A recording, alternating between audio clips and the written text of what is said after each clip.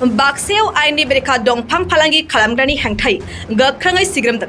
फाइकि हानजा एसएसबिनि गोख्रों सिग्रोमनायाव गंनै ट्रेक्टरजों लोगोसे सानै दायनिगिरिया हमजादों। जाथायानो जादों बाक्सानि बग'पारा दुमनियाव। बाक्सानि सिब्रुबारिनिफ्राय बग'पारा फारसे लांखुमाबाय थानाय समावनो दुमनियाव गोबां लाख रांनि दंफांजों आबुं दिखांना लाबोनाय गंनै ट्रेक्टरफोरखौ हमनाय जायो।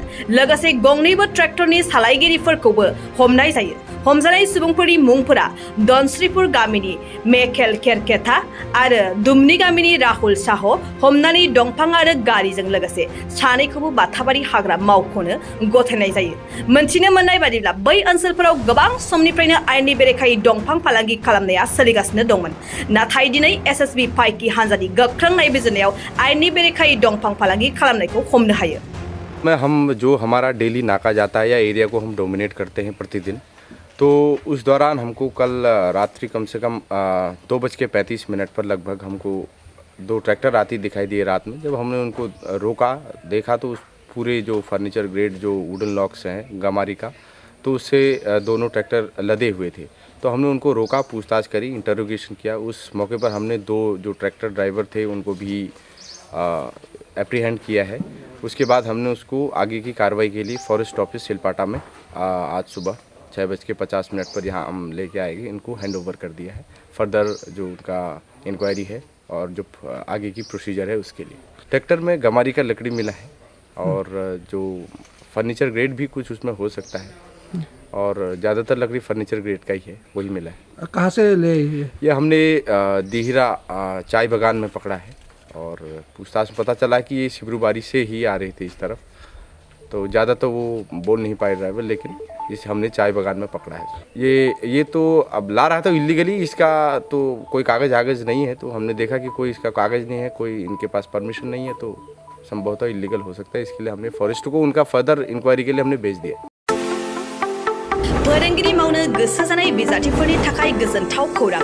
बाक्सा जिल्लानि सालबारियाव थानाय गुड शेफार्ड नेशनेल स्कुलाव गोबां फोरोंगिरिनि गोनांथि जादों। बे फरायसालियाव गाहाय फोरोंगिरिजों लोगोसे आखान्थि फोरोंगिरि आरो 7 आयदा फोरोंगिरिफोरनि गोनांथि जादों। फोरोंगिरिफोरनि मासिखौ बिजाथिफोरनि गेजेराव आनजाद लानायनि गेजेरजों थिसननानै लानाय जागोन। गाहाय फोरोंगिरि मासियाव एप्लाइ खालामनो थाखाय बिजाथिफोरा एमए, एमएससी, बीएड डिग्री लानाय इंराजि रोंगौथि गोनां लोगोआव 5 बोसोर गाहाय फोरोंगिरि महरै मावखांनाय रोंगौथि थानाय जानांगोन। गाहाय फोरोंगिरिनि दान बान्थाखौ 14 निफ्राय 20 रोजानि गेजेराव होनाय जागोन। बेजों लोगोसे बिगियान फोरोंगिरि, इंराजि आयदानि फोरोंगिरि, बिगियान आयदानि फोरोंगिरि, हिन्दी आयदानि फोरोंगिरि आरो सासे हस्टेल फोरोंगिरिनि गोनांथि। बेफोर आयदा फोरोंगिरिनि थाखाय गोसो गुदुं बिजाथिफोरा एप्लाइ खालामनोब्ला बिगियान फोरोंगिरिनि थाखाय बिजाथिया एमएससी आरो बीएड डिग्री लानाय जाथारनांगोन। बिनि दान बान्थाखौ 10 निफ्राय 15 रोजानि गेजेराव होनाय जागोन। इंराजि आयदानि फोरोंगिरिनि थाखाय बिजाथिया इंराजि आयदायाव एमए खालामनाय आरो बीएड डिग्री लानाय जाथारनांगोन। बिनि दान बान्थाखौ 10 निफ्राय 15 रोजानि गेजेराव होनाय जागोन। बिगियान आयदानि फोरोंगिरिनि थाखाय बिजाथिया बीएससी लोगोआव बीएड डीलेड डिग्री जाथारनांगोन। बिनि दान बान्थाखौ 9 निफ्राय 14 रोजानि गेजेराव होनाय जागोन। हिन्दी आयदानि फोरोंगिरिनि थाखाय बिजाथिया हिन्दी आयदायाव एमए खालामनाय लोगोआव बीएड डीलेड डिग्री गोनां जाथारनांगोन।